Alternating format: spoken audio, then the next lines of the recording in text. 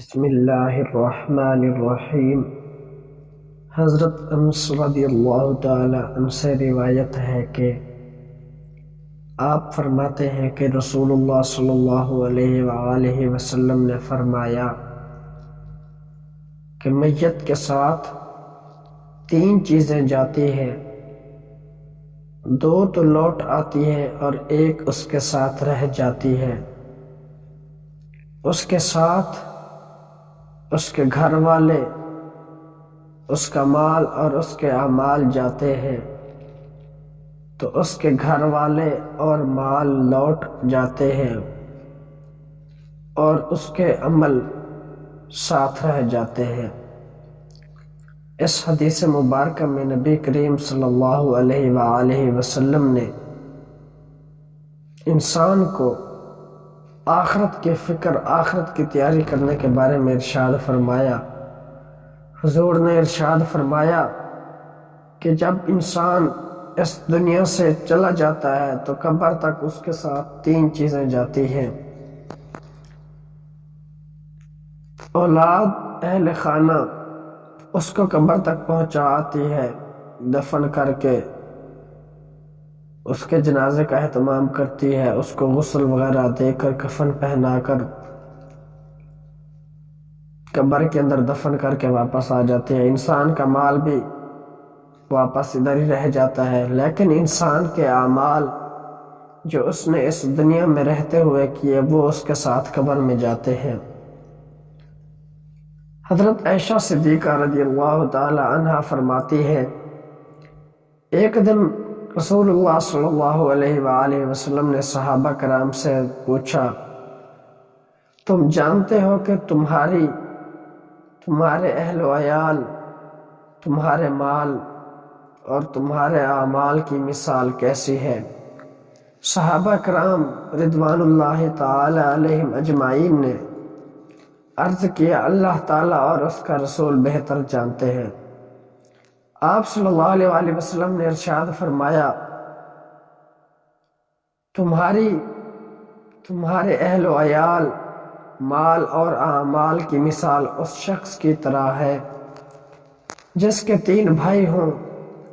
جب اس کی موت کا وقت قریب آئے تو وہ اپنے تینوں بھائیوں کو بلائے اور ایک سے کہے، تم میری حالت دیکھ رہے ہو، یہ بتاؤ کہ تم میرے لیے کیا کر سکتے ہو۔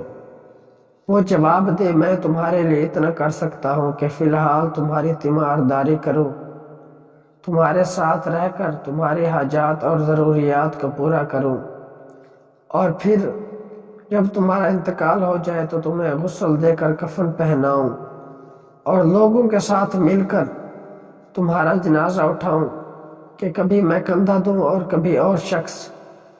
جب میں تمہیں دفن کر کے واپس آؤں تو جو کوئی تمہارے بارے میں پوچھے تو اس کے سامنے تمہاری بھلائی بیان کروں۔ یہ بھائی در حقیقت اس شخص کے اہل و عیال ہیں۔ یہ فرمانے کے بعد حضور پر نور صلی اللہ علیہ وآلہ وسلم نے صحابہ کرام سے پوچھا، اس کے بارے میں تمہارا کیا خیال ہے؟ انہوں نے عرض کی، ہم اس میں کوئی بھلائی نہیں پاتے۔ اس کے بعد آپ نے ارشاد فرمایا، پھر وہ اپنے دوسرے بھائی سے کہے، تم بھی میری حالت دیکھ رہے ہو، تم میرے لیے کیا کر سکتے ہو؟ تو وہ جواب میں کہے، میں اس وقت تک تمہارا ساتھ دوں گا جب تک تم زندہ ہو، جو ہی تم دنیا سے رخصت ہو گئے تو ہمارے راستے جدا ہو جائیں گے، کیونکہ تم قبر میں پہنچ جاؤ گے اور میں یہیں دنیا میں رہ جاؤں گا۔ یہ بھائی اصل میں اس شخص کا مال ہے، اس کے بارے میں تمہارا کیا خیال ہے؟ صحابہ کرام نے عرض کیا، یا رسول اللہ، ہم اسے بھی اچھا نہیں سمجھتے۔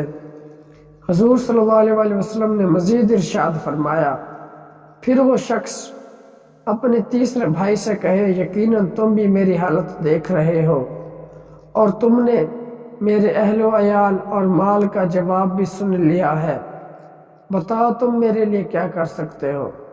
وہ اسے تسلی دیتے ہوئے کہے، میرے بھائی، میں تو قبر میں بھی تمہارے ساتھ رہوں گا اور تمہیں وحشت سے بچاؤں گا، اور جب حساب کا دن آئے گا تو میں تیرے میزان میں جا بیٹھوں گا اور اسے وزندار کر دوں گا۔ یہ اس کے عمل ہے، اس کے بارے میں تمہارا کیا خیال ہے؟ صحابہ کرام نے عرض کیا یا رسول اللہ یہ تو بہت اچھا دوست ہے۔ رسول اکرم صلی اللہ علیہ وآلہ وسلم نے ارشاد فرمایا حقیقت یہی ہے کہ انسان کا مال بھی ادھر رہ جائے گا، اہل و عیال بھی ادھر رہ جائے گے، صرف اور صرف انسان کا مال نہیں بلکہ انسان کے عمل ساتھ جائے گے، مال ادھر ہی رہ جائے گا، اولاد ادھر ہی رہ جائے گی۔ انسان اپنے ان دو چیزوں کی طرف زیادہ توجہ کرتا ہے، تیسرے کی طرف توجہ نہیں کرتا۔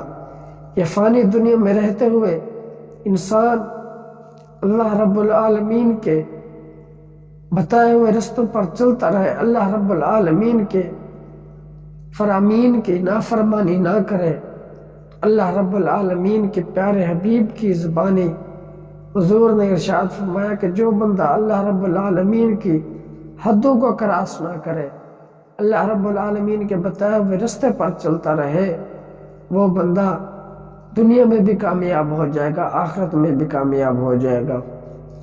اس مثال کو حضور نے مزید ارشاد فرمایا۔ حضور پاک صلی اللہ علیہ وسلم نے فرمایا کہ دو بھوکے بھیڑیے جو بکریوں میں چھوڑ دیے جائے، وہ ان بکریوں کو اس سے زیادہ خراب نہیں کرتے جتنا مال اور عزت انسان کے حرص انسان کے دین کو خراب کر دیتی ہے۔ فرمایا کہ بھیڑیے کو بھی آپ بکریوں کے ریوڑ میں چھوڑ دو اور انسان کو مال کی لالچ میں ڈال دو، جتنا نقصان بھیڑیا ان بکریوں کے ریوڑ کا نہیں کرے گا جتنا مال کی لالچ، مال کا حرص انسان کو اس کا دین خراب کر دے گا۔ اس لیے اپنی اہل و عیال، اپنے مال کی طرف توجہ نہیں بلکہ اپنے آخرت کی طرف، اپنے اعمال کی طرف توجہ دینی چاہیے۔ اللہ رب العالمین ہم سب کو اپنے عملوں کی طرف توجہ دینے کی توفیق عطا فرمائے۔ اللہ رب العالمین ہم سب کو فکر آخرت کرنے کی توفیق عطا فرمائے۔ حضور پاک علیہ السلام کے جملہ فرامین پر عمل کرنے کی توفیق عطا فرمائے۔ آمین ثم آمین وما علینا الا البلاغ المبین۔